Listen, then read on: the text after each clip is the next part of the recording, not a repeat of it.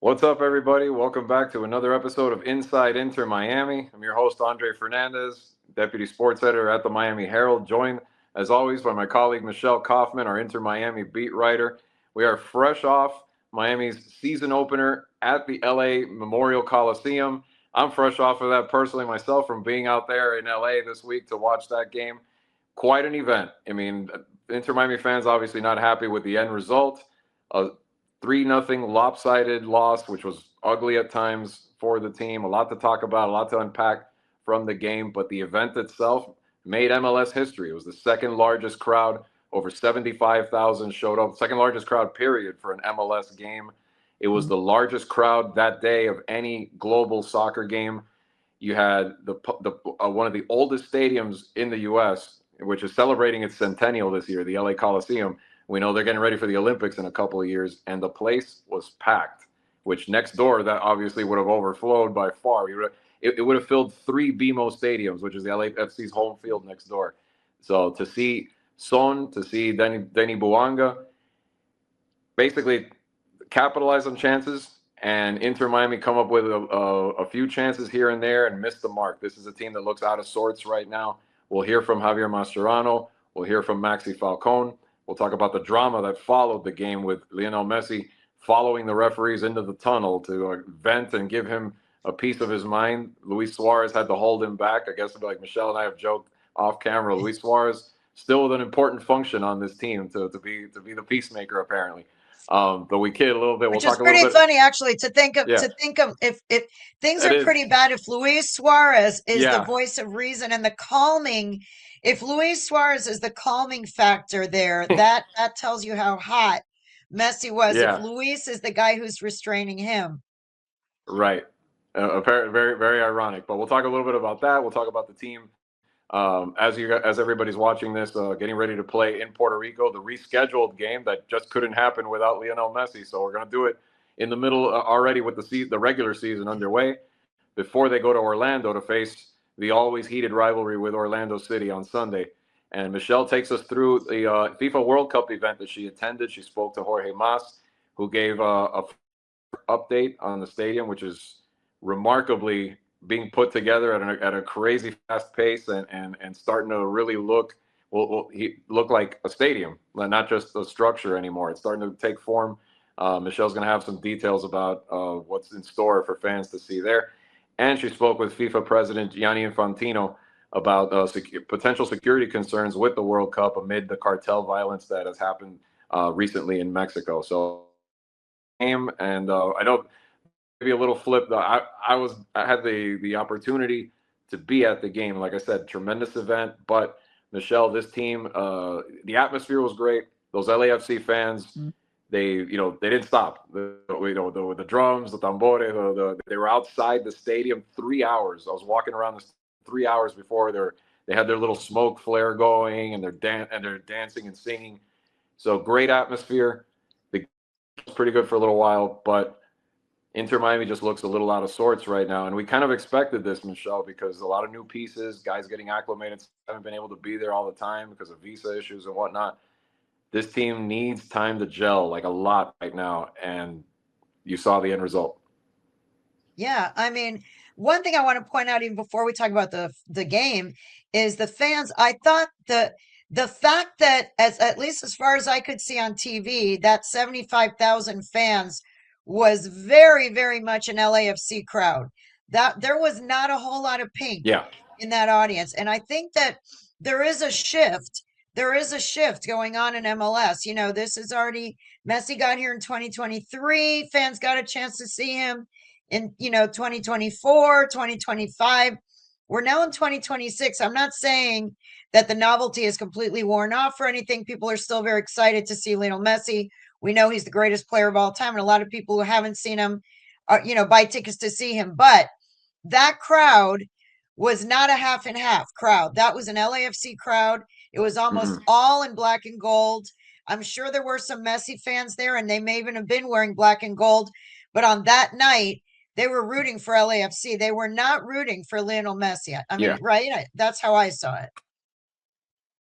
yeah. No, You were there. there were sprinkles of pink in the crowd, but not anything crazy like whole sections like you've seen on the road when you've gone and done road games where it's the Messi section and all of that. None of that stuff.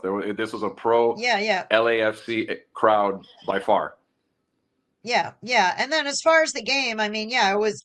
I don't think anyone expected 3-0. Yes, LAFC is a very good team. LAFC was expected to be in the final. This match was what pretty much a lot of people had predicted for the final of the MLS last season. LAFC is an outstanding team. Once Son got there, the pairing of the partnership of him and Bouanga was just like almost automatic. They just really started connecting, and they lost in a very dramatic penalty kick shootout with Vancouver. So there really were two great teams out there, Vancouver and LAFC. Either one of them would have been legitimate contenders to be in the final. But so Miami was playing against a team that was an outstanding team to begin with. But on top of that, Miami looked very disjointed. They looked disjointed. They did not really look ready. They didn't look as ready as LAFC did. And I think, they've added new players. Berterame just got his visa last week, so he had not been able to train with the team in the United States. He did get to play in the game in Ecuador because he had he didn't have a U.S. visa, but he had a visa where he could play over there. So he was really just joining the team. Allende just got his visa, so he was coming new. Dane St. Clair is, just getting used to the team. He doesn't speak the language. Mikael just joined the team also. So there's some pretty big roles being played on this team by players who are brand new and players who, because of visa issues, did not have a chance to train an entire offseason. Imagine if all these guys had been together since January 10th, I think this team would look very different. The truth is, some of these guys just arrived 1 week before the season opener, as far as being able to really train and be with the club. So, I think that the team looked like a team that was not ready really and got thrown into a cauldron in a game against, one of the top teams in the league. And it looked like it. And by the way, the first two goals for sure, they were in transition. It was the same thing about that, LAFC stayed back and basically relied on the counterattack. I think they just knew that is where Miami is vulnerable. Jordi Alba's not here anymore. Busquets is not here. Their absences were felt. They really were. Those are two guys those are legends. Those are two legends, and they are gone. And now it's nothing against the players who are out there now, but they all have to gel. They have to have chemistry. They have to figure out how they're going to play without Boosie and without Jordi.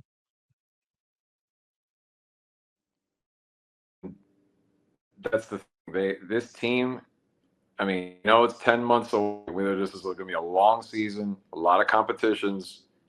MLS is in December, but this team needs to figure that out because this LAFC team, and on top of that, it's not just Son, it's not just Bouanga. Martinez is a third option, too. And if they're that deadly up front with three legit strikers like that, this team's going to be hard to beat come playoff time, and a lot for someone to handle. So let's hear from Javier Mascherano what he had to say about the loss. Sí, bueno, la realidad es que nos han ganado bien, esa es la realidad.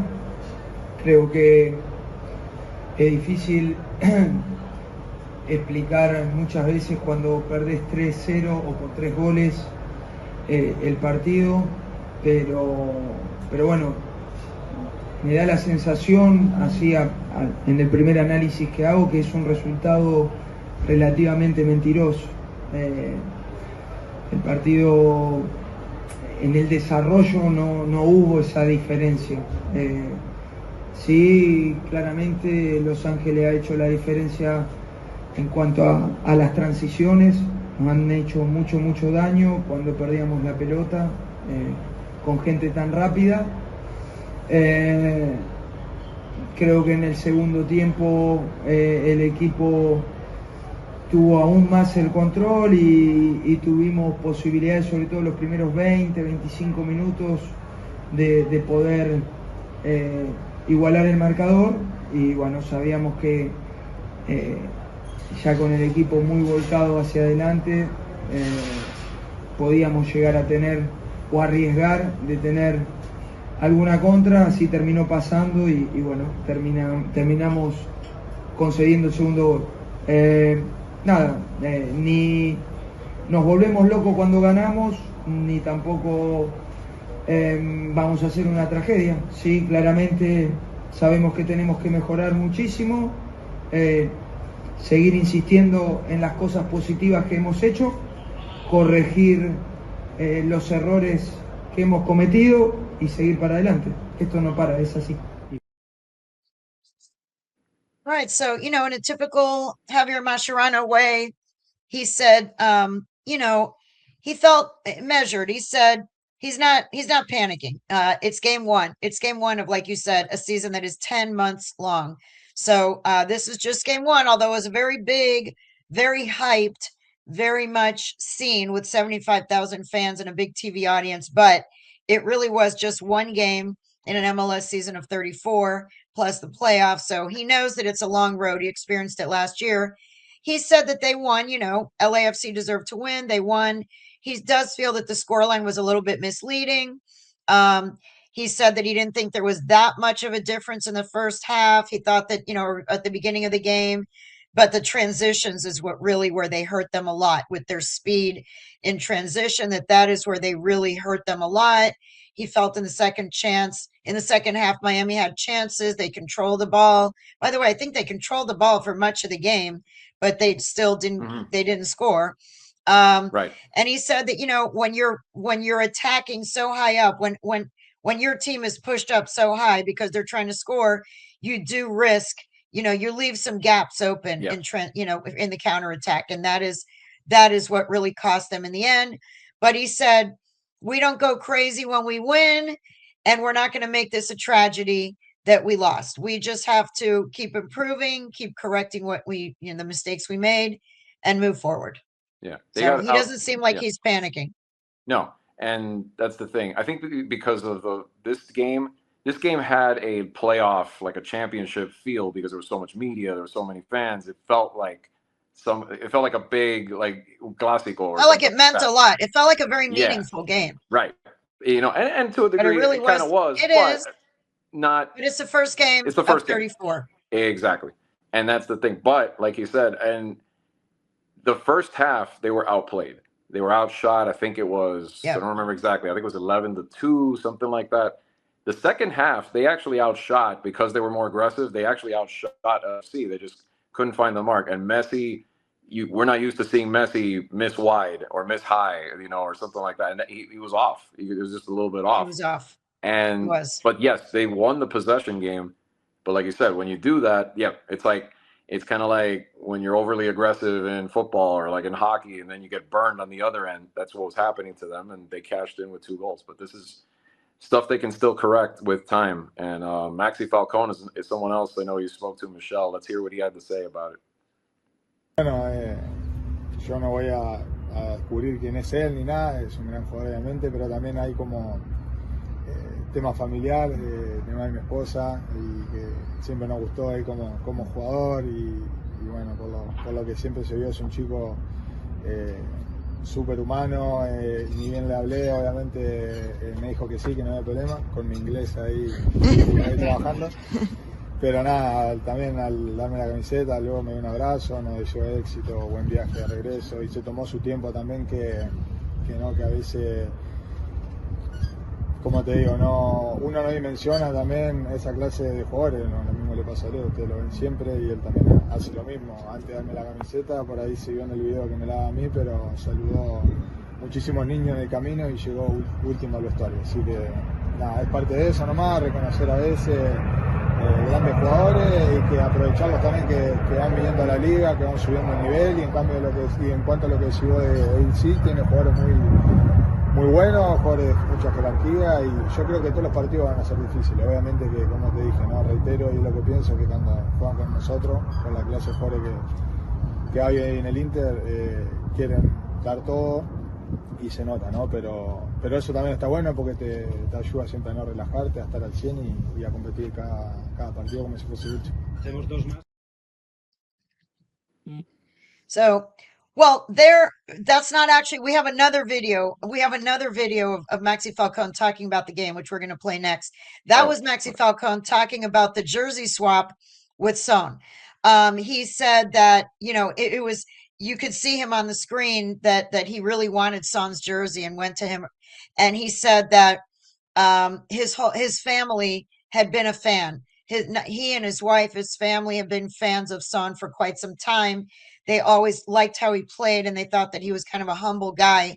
And he said it proved to be true, that he was very, very nice to him. He said he walked up to him in his limited English and asked if he could change shirts. And he said, yes, of course. And then he said, not only did he just swap the shirt, he also gave him a little hug and he wished him success for the rest of the season. And then he said that after that, he stopped and greeted a bunch of people and a bunch of fans before, and that he was the last one to get to the LAFC locker room. And he said that it really shows what kind of person Son is. And that, he said playing in MLS now with these stars like him and Messi and others, that, you have to sort of take advantage of the fact that when you're around these legends, take advantage and get the shirt and really get to see them up close. And so that was a special moment for him. But he also did talk about what went wrong in the game. So let's hear what Maxi had to say about that. Lo mismo conversamos con algunos compañeros, ¿no? Como ves, el resultado obviamente 3-0 y los primeros 2 goles por ahí son errores nuestros, en el cual son jugadas bastante corregibles y nada, son cosas que pasan también en los partidos. Yo creo que después tuvimos ampliamente el control del partido, por así decirlo, en el tema de la pelota. Ellos esperaban un poco más atrás, hicieron su juego y bueno, les salió bien, ¿no? Porque tienen jugadores de mucha jerarquía, jugadores muy rápidos, en el cual no lastimaban ahí. Pero nada, primer partido, como te digo, no es bueno perder nunca, no es lindo, a todos les gusta ganar, pero hay que rescatar lo positivo también y nada, eso que arranca recién el año, tenemos tiempo todavía para mejorar cosas que se hicieron mal. Ahora el jueves también tenemos un amistoso en el cual también ayuda porque hay compañeros nuevos que se han integrado al plantel y están también agarrando la idea del entrenador y todo suma para que los próximos partidos, el domingo tenemos un partido súper importante también, sea lo más positivo posible. La defensa era algo, felicidades por el bebé nuevo también. Gracias.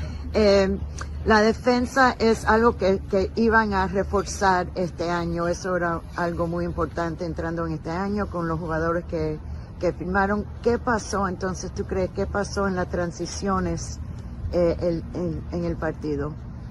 No, como te dije, ¿no? Nosotros planteamos una idea de juego en la cual, como se dice por ahí en Latinoamérica, ¿no? Jugar en el equipo grande o jugar en el equipo que propone.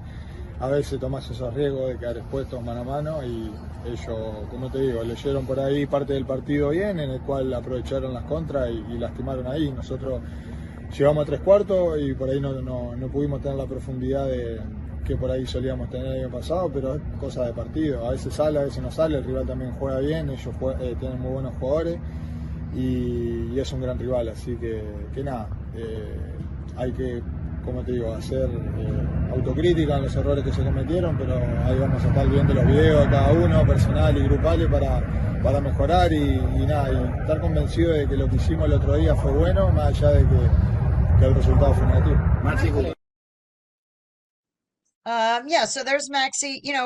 He said again that the 2 of the 3 goals he felt were their mistakes, were Miami's mistakes, a result of Miami's mistakes. He feels that they're correctable. These are fixable. These are things that they can work on. He said we controlled possession, but their team is very fast. And he said, that it really hurt them. But he said, they're going to try to take the good out of it, try to take the positive and improve. But the bottom line on the defense, I asked him about, I said, the defense was supposed to be improved. That was the whole thing with this offseason, that they were going to improve the defense. Most of the players they signed, minus Berterame, were defensive players. So I said, what happened there? He said, look, we had a game plan. And bottom line, he said, we had a game plan And when you attack as the team that's the protagonist, sometimes you take a risk, and they read it well. He basically is giving credit to their team and their coaching staff.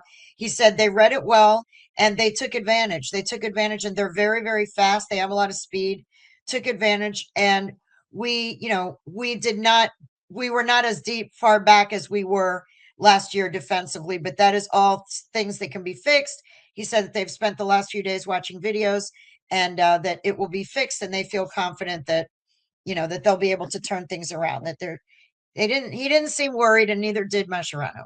That's the funny thing. It's like we saw a similar version of this movie more than once last year in like an ugly 3-0 loss on the road where teams pounced on the counterattack. Like, this sounds so familiar of what was going on at times last year. They're supposed to fix this, right? But again, it's game one. We still have 10 months this is a 10-month journey with a lot of stops, a few different competitions. We'll see. I mean, that's up to that now. Now the task, they got a glimpse of what they look like right now. It's not a pretty picture right now. That doesn't mean it can't be in a few weeks. It doesn't mean it can't even be this Sunday when they play Orlando. We'll see. As the pieces start to gel and there's more time and there's more reps together, then we'll know. Then we'll know if this team can make another run. Yeah, and the other thing is that and Jorge Mas mentioned this in a different interview that I did with him yesterday, but he was saying that the team's priority right now is the CONCACAF Champions Cup. He didn't say we don't care about these upcoming MLS games. Obviously they do, and they don't want to be dropping all the way to the bottom of the standings. But let's be perfectly honest here amongst ourselves on this Inside Inter Miami podcast. Right now, they want to win the CONCACAF Champions Cup. They really want to do that, because then that's going to, put them in international competitions, which is, they consider themselves a global team. Right. So it's not that they don't care about MLS. They do. But they also know that the MLS is more reliant on the playoffs that are going to come in October and November. And then, so they've got CONCACAF Champions Cup as their first main priority right now, which is going to start in March against Nashville. By the way, Nashville, once again, Nashville beat Ottawa, so they are going to be the opponent for the round of 16. So they're going to enter round of 16 against Nashville. Yep. That is their top priority, number one. And by the way, that little tournament called the World Cup is coming up right around the corner. Guess what? That is a top priority for several players on this team, including Mr. Lionel Messi, number 10. So he is very competitive, clearly, Lionel Messi. We saw it after. We're going to talk right now about that, a little bit about that drama, but obviously they want to win. They wanted to win that game. Messi was really upset after that game. He's hyper competitive. But when you look at the big picture, that was game one with a team that has not been practicing together more than a week. Game one in a very long MLS season with the CONCACAF Champions Cup right ahead of them, and then the World Cup in the summer. So there's a lot on their minds right now. And as players and as coaches, I think they have to manage their schedule and their energy. Yeah. And speaking of that, well, I want to talk first for sure about the incident in the hallway where Suarez was the peacemaker. I mean, this is not the first time Messi's had a tantrum.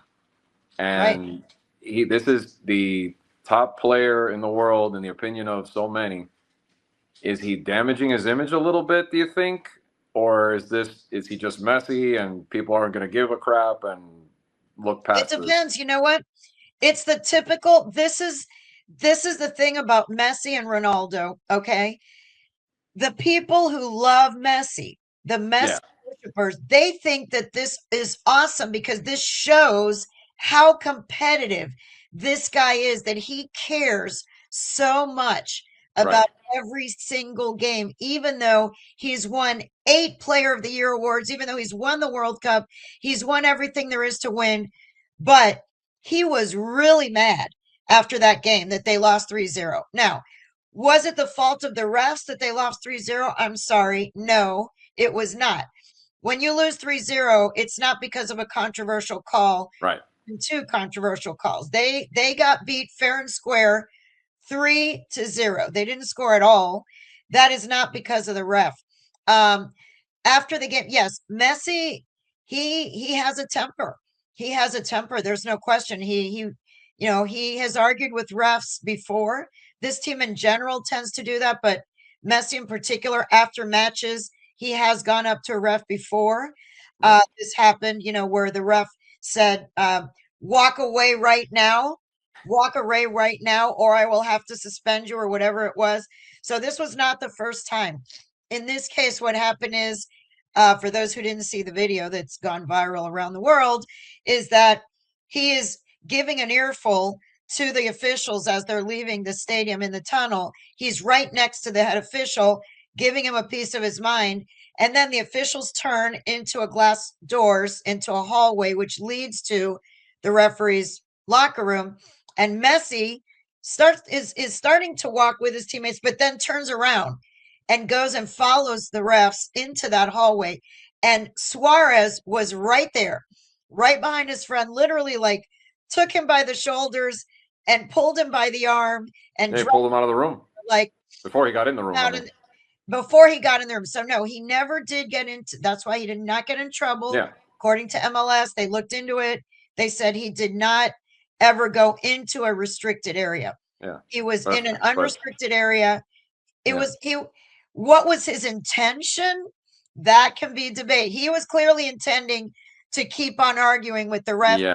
And Luis Suarez very wisely and maturely pulled him away, and it was like, look, buddy, this is not worth it. Don't do this. Let's go. And pulled him back into the hallway and averted, thanks to Luis Suarez, averted what could have been an uglier confrontation. Right. So Luis Suarez did play a role there, an important role as the grown-up in the room in that situation, Right. And like we said, here's Suarez, the guy who's had tons of incidents on field and carded a bunch of times, and you name it. And he's the calming voice. That's crazy to think. He was the calming voice. Yeah. So I mean, I think what it showed, is that A, how much Messi cares about winning. Yes. Yeah. B, he does have a temper, but that's because he's so competitive and everything. And C is that he must have been extremely frustrated. I think a 3-0 loss in front of 75,000 people in the season opener, I think it was a bit humiliating for this team. We can say now, and they can say in hindsight, it's just one game. In the grand scheme of things, it doesn't mean anything, but it was Son against Messi. That's how this game was being built, and he did not produce. He did not score a goal. He had a couple of shots that went errant shots. So he did not look as good as Bouanga and Son looked on this night, and that had to be upsetting for him. I think it goes even more, and you touched on it now briefly, that it's more the personal frustration. This game, they were down 1-0 for a big part of this game, and during that stretch, early in the second half, he missed 2 chances that he usually does not miss, and that's the thing. I feel like if he scores and it's 1-1, maybe the game ends in a draw, and we're talking a lot differently about it, maybe. And the fact that he didn't do that and kind of got shown up by the other 2 superstars in this game. Yes, he did. That's it. That's an ego. That right there. That's an ego bruise. That's an ego bruise. That's an ego bruise. And he was taking it out on the referees. And he was taking it out on the referee. Right. I think that's the fuel to the outburst even more, I think. Yeah. But yeah. So, this is some people were like, oh, he should have been punished because the other guy from Cincinnati was punished. In this case, the league said he didn't actually, he was talking to the ref in the tunnel after, but he didn't go into any restricted area. He did not go into the locker room of the referees, and it was able to be averted. I think he's really very lucky that Luis Suarez was there to just sort of calm him down and say, come on, let's go. This isn't worth it. The game is over. Let's go. That was a good decision. Yeah. Good decision. And not that he can't afford it, obviously, because it's changed for his pockets, but he also probably saved them some money too, because substantial fines would have been coming had that escalated in any sort of way. So yeah. But speaking of Messi in a different way, Michelle, is this Puerto Rico game a good idea at this point? I mean, you already started the season. I get it. It's the spectacle. They want to see Messi. But it's a little risky when you put your best players out there in a game that doesn't really mean anything, even less now at this point. Yeah, yeah. I just actually was on a Zoom press conference from Puerto Rico. They had a Zoom press conference with Javier Mascherano, and he, I asked him, how are you planning to use this game? Because clearly, this was not how it was scheduled. This was supposed to be a preseason game. Now, all of a sudden, it's sandwiched between two games, and including the fact that you lost the opener. Now you've got this big state rivalry game coming up against Orlando at Orlando on Sunday. So, how are you going to use this game against Puerto Rico? He said that we're going to use this game to give some minutes to some of the players that we didn't get to see in the opener, which to me was a sign that they are not going to go full throttle for 90 minutes with the starters. Clearly, I'm sure there's a contract that Lionel Messi has to play a certain number of minutes. I mean, the fact that they moved this entire match because Messi was injured means there are contractual obligations, which is why they are in Puerto Rico today, to fulfill those contractual obligations. And with those contracts is always the number of minutes that certain players have to play. So I do think that the starters will start and will play a certain number of minutes. But my guess is as soon as that contractual obligation ends, my guess is that Messi would be pulled out and some of the other starters as well, so that they can make sure that they don't get injured for, this game on Sunday, which really, again, it's early in the season, but they don't want to start the season losing two in a row, one in the opener in front of 70,000 people and the 75,000. And then again, to their bitter rival, the Purple People in Orlando, they don't want to lose to the Purple People. So, this is an important game for them on Sunday. Now they're in Puerto Rico, doing all this stuff, jumping through hoops for the promoters and doing all these obligations. They had to have a clinic for kids yesterday, and they're having all these activities when they should be really focused on correcting the mistakes that they made against LAFC and getting ready for Orlando. I do think they probably will, like he said, play some of these other players, but in a way, it might be able to serve them in the sense that some of the players who have not had time together, like Berterame, pairing with Messi, they will get some more minutes in this game that doesn't mean anything, which is good in a way. I think that having some time together, 30 minutes on a field together as a unit in a game that doesn't matter, may actually help them for Sunday. Yeah, this is right now. This is like a machine that needs a little more of a shakedown. It needs a little more tuning up, a little more oil in the machine right now, and they could use a preseason game. I mean, that's one way to look at it too, instead of the risky part.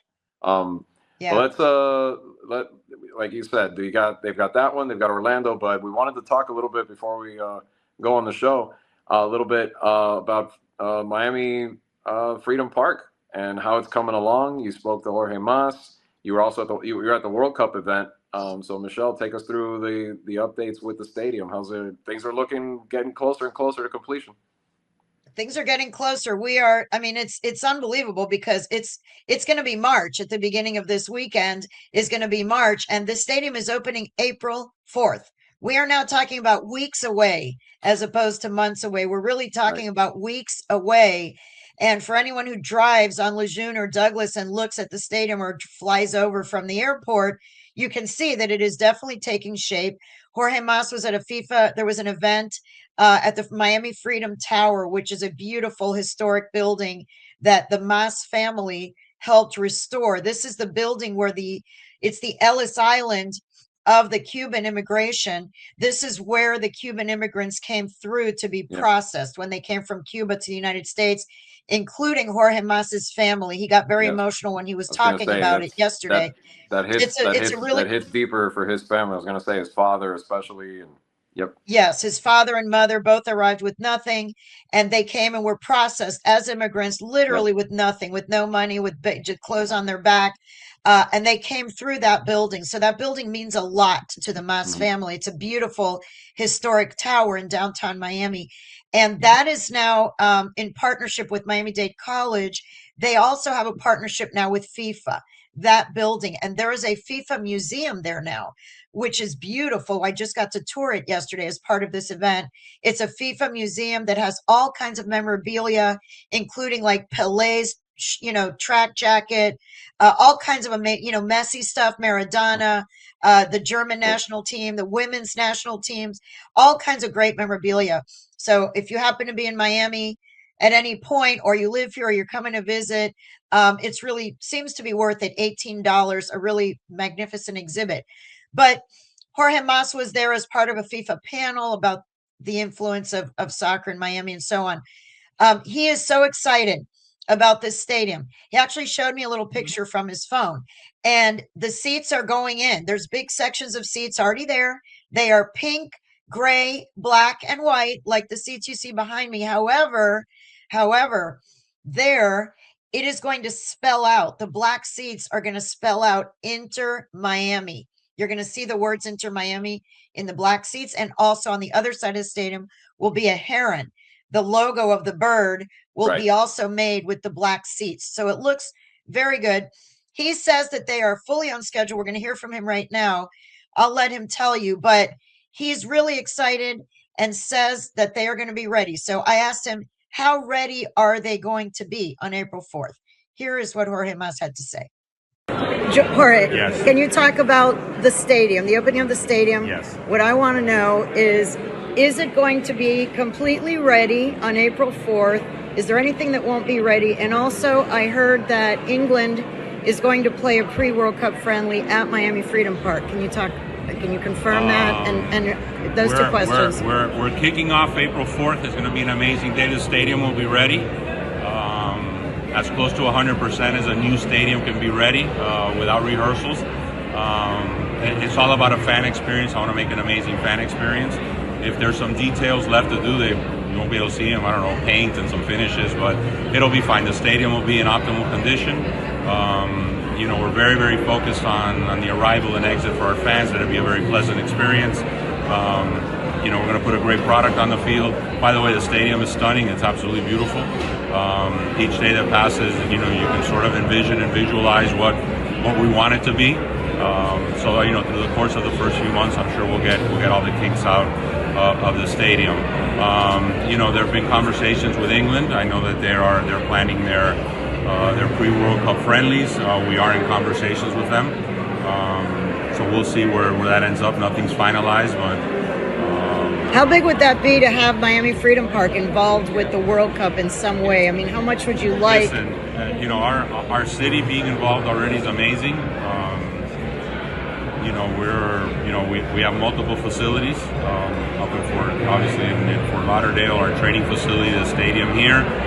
It's going to be used. It's going to be busy. It's going to be a showcase. It's going to be used during the World Cup of our stadium grounds and in our stadium. So listen, Miami Freedom Park is going to be an amazing asset for our community, for our fans, for our team, and I'm sure that during the World Cup it'll be a showcase of.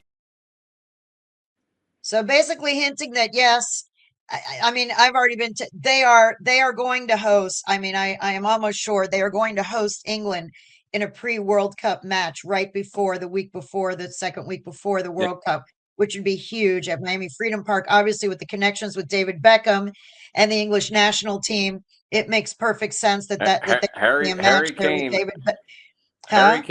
Kane playing at Miami Freedom Park, Michelle. How about that? Or training? No, I think it's going to happen. And then he also suggested there, which I had heard too, that their training facilities in Fort Lauderdale, it's not going to be a team base camp for anybody, but in the match day -1. For all the teams that are playing at Hard Rock Stadium, which is, includes, Brazil and Scotland and, and Portugal. Well, I don't know if they would let Ronaldo play there, but Portugal, Colombia, all of those teams that are going to be playing in Hard Rock Stadium on match day -1, they do train somewhere. And it looks like Inter Miami's training facility in Fort Lauderdale will likely be used by World Cup teams to train for the games the day before they're going to play at Hard Rock Stadium. By the way, one of the things that he spoke also that that's not mentioned in the video is that the turf field is being grown in Palm Beach. It's been growing nicely in Palm Beach County, and it is going to be moved in the next few weeks, they're going to start putting the field down in Miami Freedom Park. And it's a field that is the same farm, apparently, that the Miami Dolphins use for their grass in Palm Beach. Nice. So that turf is growing in Palm Beach under the Florida sunshine, and it's going to be moved to the stadium in the next few weeks. They're going to start putting down the turf. So little by little, it really is going to start looking like a stadium. Is letting Ronaldo play in Messi's house kind of like that scene in The Devil's Advocate when Pacino sticks his hand in the holy water and it starts bubbling? Like it's like heresy. Like how dare you? Yeah, I don't know. I can't imagine. I mean, I can't imagine Ronaldo training there where there's pictures everywhere and all that. But No. you never know. But the other Yeah. teams, I think probably Yeah. would play there. Yeah. One of the other things, well, we're going to hear from Johnny Infantino, but I also want to throw in real quick. There was some rumors and reports that because of freezing of federal funds for World Cup security and other things that, you know, some events might have to be canceled. There was reports that Miami was maybe going to cancel its fan fest. The officials in Miami said that is absolutely not true. We heard from Rodney Barreto yesterday. I also spoke with Alina Hudak. They are in charge of the Miami Host Committee, and they said absolutely not. The plans for the Miami Fest, it's a 23-day festival in Bayfront Park where people are going to be able to go and watch on giant screens. There's going to be music, there's going to be food, there's going to be festivities, and that is going on as scheduled. Any rumors otherwise, they said, are not true. Now we can switch to Johnny. Yeah, Johnny Infantino talking a little bit about the World Cup and games planned for Guadalajara, which has been a hotbed for cartel violence in recent weeks. It sounds like they're still going to proceed as of now, from what he told you, Michelle. It does sound that way, and we're going to hear from him now. But I was especially concerned when I asked the question about the play-in tournament. I mean, the World Cup is in June. The play-in tournament is at the end of March. We're talking about 1 month away. Right. They're talking about having play-in games in Guadalajara, Mexico, which right now is like under siege from the drug cartel. They closed the airport, you know, told people to stay inside. I mean, it is that really safe to be hosting World Cup play-in matches there? I asked Gianni Infantino, president of FIFA. Here's what he had to say about Guadalajara and what's going on in Mexico right now. A lot of people are concerned, and specifically with the qualifying tournament being 1 month away. Can you tell us what is the update on that? Is there any concern? Will they have to move the qualifying tournament? What do you think about that? No, nobody has to move anything. We are in contact, in constant contact with the presidency of Mexico, with the authorities. We have full trust in the authorities in Mexico, President Sheinbaum and her team, and we actually fully support them as well because, of course, you know, we live. We live in a world where things happen, good things and bad things. Situations happen. We don't live in the moon. We live here, so we need to deal with it. We need to cope with it. We are monitoring, of course, the situation, but we have full confidence that everything will be great. Mexico is a football country, and the Mexicans. The authorities, but also the people, will do everything they can to make sure that the World Cup and the playoffs, which will be played in a month, will be a celebration of football. So there you go, Johnny. He seems confident. He says that they're in constant contact with the Mexican authorities. They, you know, Mexico is definitely a soccer-loving country. He said that he believes that they're going to do everything they possibly can to make sure that this violence that's been happening does not interrupt the World Cup or the World Cup play-in tournament, which is at the end of March. But it's something that everybody is definitely keeping an eye on, and they're monitoring it. He did say they're monitoring the situation. Yeah, I got to think they're not going to pull the trigger on any sort of moves until we get a little closer. But it sounds dangerous the way things are right now over there. But again, there's so much involved in terms of money that I'm sure they don't want to do anything until every other possibility has been exhausted, or they know, you know, once they're a lot closer to the event itself. But, you know, the safety, I'd be concerned if it was right now for the safety of those players and coaches and everybody else. Yeah, yeah, absolutely. Yeah, I think right now they're probably praying right now that everything is going to somehow Calm be down. resolved. But Yeah. there must be. This is such a big, expensive event. There must be a plan B in place if they have to move those play-in games to another location or something like that. I could see how that would happen. Right now, they're just saying no, everything is going to be fine, and they're going to wait, and we'll see. But it's in a month's time, and that is something that we will keep monitoring, keep you posted on here on the podcast. We'll definitely do that. Remember to catch all of Michelle's work at MiamiHerald.com as she takes you through the next couple of games for Inter Miami this week. The exhibition, the Messi spectacle in Puerto Rico, and then of course the old rivalry, the old state rivalry game, the Florida Derby with Orlando City revisited one more time. And after that, we'll be back next week with another episode talking about what's the latest after those two matches, and looking forward to what's next for this team as they continue to proceed and try and put the pieces together. Until then, thank you for watching Inside Inter Miami. Remember, catch us on YouTube, catch us at MiamiHerald.com. See you next week. For Michelle Kaufman, I'm Andre Fernandez. Enjoy the soccer, everybody.